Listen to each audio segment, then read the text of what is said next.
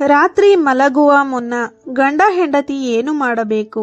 ಗಂಡ ಹೆಂಡತಿ ರಾತ್ರಿ ನಿದ್ರೆ ಹೇಗೆ ಮಾಡಬೇಕು? ಹಿರಿಯರು ಹೇಳಿರುವ ಗುಟ್ಟುಗಳು.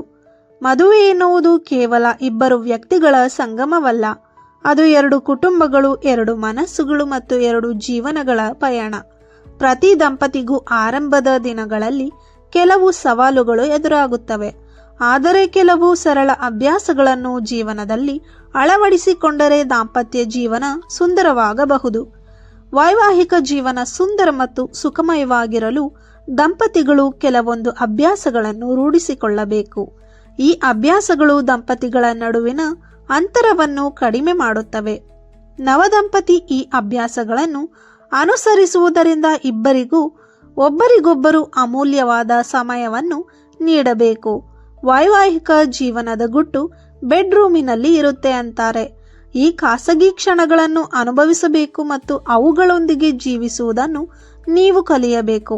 ಈ ಖಾಸಗಿ ಕ್ಷಣಗಳನ್ನು ಸುಂದರವಾಗಿಸಿಕೊಳ್ಳಲು ದಂಪತಿಗಳು ರಾತ್ರಿ ಮಲಗುವ ಮುನ್ನ ಕೆಲವು ಟಿಪ್ಸ್ಗಳನ್ನು ಫಾಲೋ ಮಾಡಲೇಬೇಕು.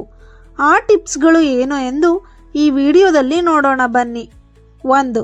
ಹಾಸಿಗೆಯ ಎರಡೂ ಬದಿಯಲ್ಲಿಯೂ ಸ್ವಲ್ಪ ಜಾಗ ಇರಬೇಕು. ಗೋಡೆಗೆ ಒರಗಿಸಿ ಮಂಚ ಹಾಕಬಾರದು. 2. ಗಂಡ ಹೆಂಡತಿ ಮಲಗುವಾಗ ಮಂಚದ ಕೆಳಗೆ ಯಾವುದೇ ಕಾರಣಕ್ಕೂ ಇಸ್ತ್ರಿ ಪೆಟ್ಟಿಗೆ ಅಥವಾ ಕಬ್ಬಿಣದ ವಸ್ತುಗಳನ್ನು ಇಡಲೇಬಾರದು.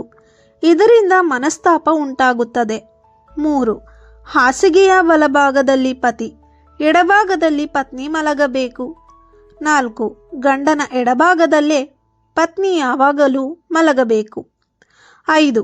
ನಿಮಗೆ ರಾತ್ರಿ ಹಲವಾರು ಸಾರಿ ನಿದ್ರೆಯಿಂದ ಎಚ್ಚರವಾಗುತ್ತಿದ್ದರೆ ನಿದ್ರೆಯ ವಾತಾವರಣವನ್ನು ಅಥವಾ ಜಾಗವನ್ನು ಬದಲಾಯಿಸಿ. 6. ವಾಸ್ತು ಪ್ರಕಾರ ವಿವಾಹಿತ ಜೋಡಿಗಳು ತಲೆಯನ್ನು ದಕ್ಷಿಣ ಅಥವಾ ಆಗ್ನೇಯ ದಿಕ್ಕಿನಲ್ಲಿ ಇಟ್ಟು ಮಲಗಬೇಕು. 7. ಮಲಗುವಾಗ ಉತ್ತರ ದಿಕ್ಕಿನ ಕಡೆಗೆ ತಲೆಯನ್ನು ಇಟ್ಟು ಮಲಗಬಾರದು. ಇದು ಕಷ್ಟಗಳನ್ನು ಉಂಟುಮಾಡುತ್ತದೆ ಎಂದು ಸೂಚಿಸಲಾಗಿದೆ. 8. ಗಂಡ ಹೆಂಡತಿ ದಕ್ಷಿಣಕ್ಕೆ ತಲೆ ಇಟ್ಟು ಮಲಗಬೇಕು. 9. ಬೆಳಗ್ಗೆ ಎದ್ದ ತಕ್ಷಣ ಸೂರ್ಯೋದಯ ನೋಡುವ ಅಭ್ಯಾಸವನ್ನು ಮಾಡಿಕೊಳ್ಳಬೇಕು. 10.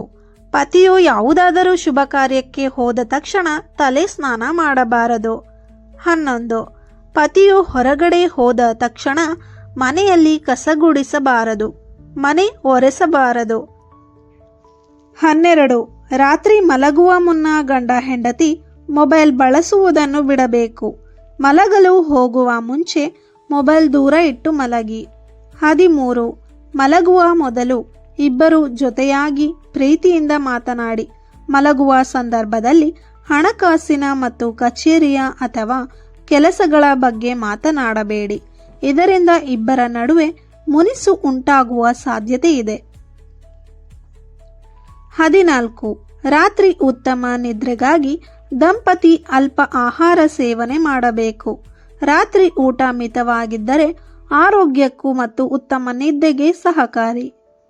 15.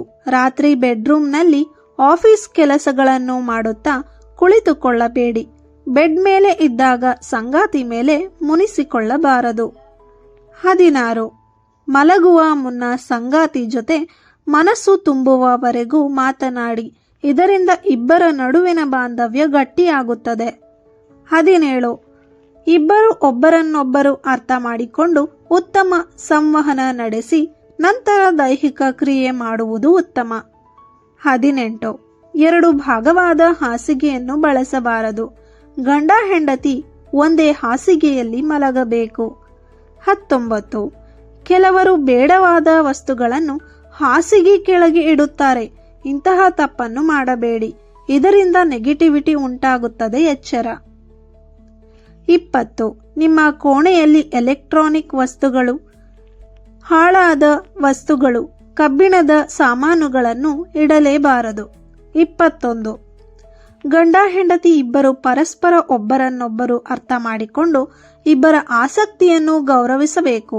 ಹೀಗೆ ಇದ್ದರೆ ಮಾತ್ರ ಒಬ್ಬರನ್ನೊಬ್ಬರು ಚೆನ್ನಾಗಿ ಅರ್ಥ ಮಾಡಿಕೊಳ್ಳಲು ಸಾಧ್ಯ. 22.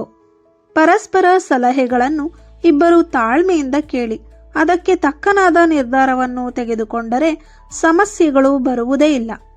23. ಸಣ್ಣ ಪುಟ್ಟ ವಿಷಯಗಳನ್ನು ಇಬ್ಬರು ದೊಡ್ಡದು ಮಾಡದೆ ಆ ವಿಷಯದ ವಾಸ್ತವ ಅರಿತು ಆ ವಿಷಯವನ್ನು ಗಂಭೀರವಾಗಿ ಪರಿಗಣಿಸಬಾರದು. 24. ಹಾಸಿಗೆ ಇದ್ದಷ್ಟು ಕಾಲು ಚಾಚು ಎಂಬ ಗಾದೆಯಂತೆ ತಮಗೆ ಇದ್ದದ್ದರಲ್ಲೇ ಪರಸ್ಪರರು ಸಂತೋಷದಿಂದ ಬದುಕಲು ಕಲಿಯಬೇಕು. ಅದನ್ನು ಬಿಟ್ಟು ಅವರ ಮನೆ ಹೀಗಿದೆ, ನಮ್ಮ ಮನೆ ಹೀಗಿದೆ ಎಂದು ತಾರತಮ್ಯ ಮಾಡುವಂತೆ ಮಾತನಾಡಲೇಬೇಡಿ.